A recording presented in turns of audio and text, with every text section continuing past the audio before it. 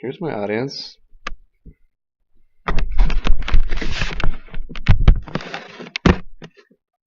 There is one question circulating around the United States in today's times concerning women all over the country. This question concerns abortion, and if life begins at conception, or does life begin at birth? Well, which one is it? Answering this question is almost like answering which came first, the chicken or the egg. No one really knows the answer for sure, because there's many different approaches to answering this question. You could take a factual, biological approach, or go with a biblical approach, or just your own opinion. Each one of these approaches has a different answer, but they all lead to one conclusion. Why should you care about this information, though? Male or female, this information will be beneficial to you. What if someday a couple is faced with a woman being pregnant?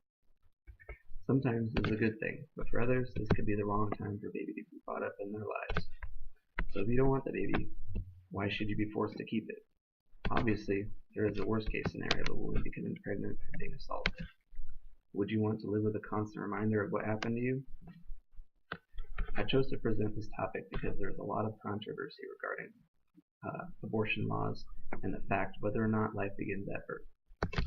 There is quite a few opinions on this topic, but there is ultimately one question with two possible answers. Is it wrong to be able to perform an abortion to an unborn baby? And is this murder? We'll be covering the actual facts of when life is present during pregnancy, what scenarios could bring up the question of whether or not to abort, and when life does begin and become separate to determine if abortion is okay or not. First, let's begin with the biology of the matter. When is life present during pregnancy? This is the question that is the most simple to answer, and the answer to this question is that life really is always present during pregnancy. There is always a living organism growing inside the mother. The egg is even alive before fertilization.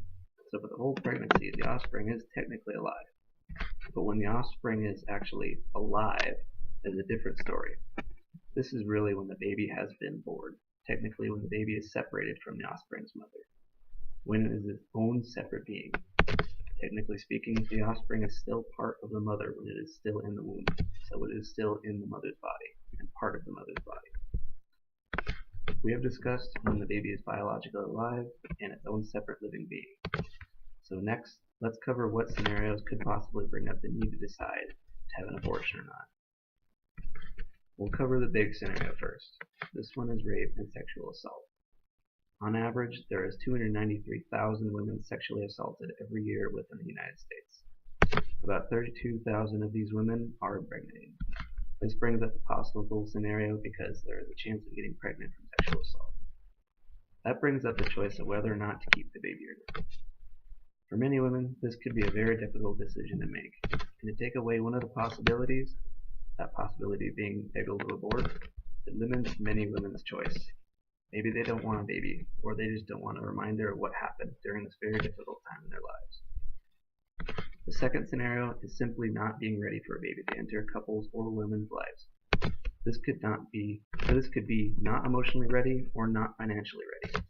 Having a baby is something that changes your life forever, and being ready emotionally and financially is something that is beneficial for both the parents and the baby. Now that we have covered some very common scenarios where the option to abort is present, let's discuss the ultimate questions.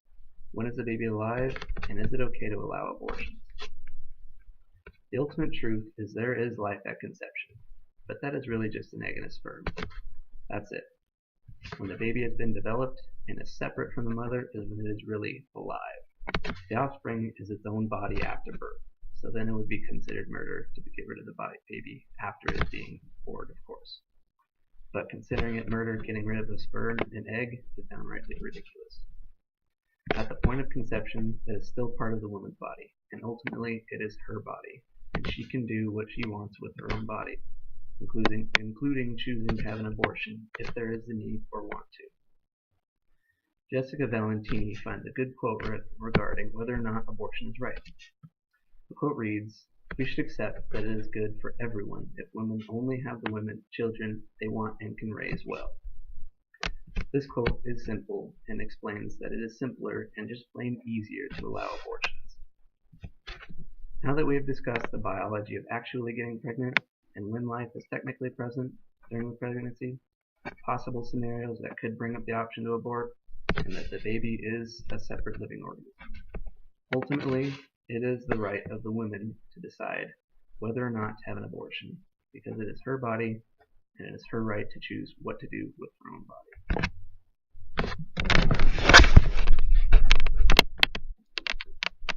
There's my audience again.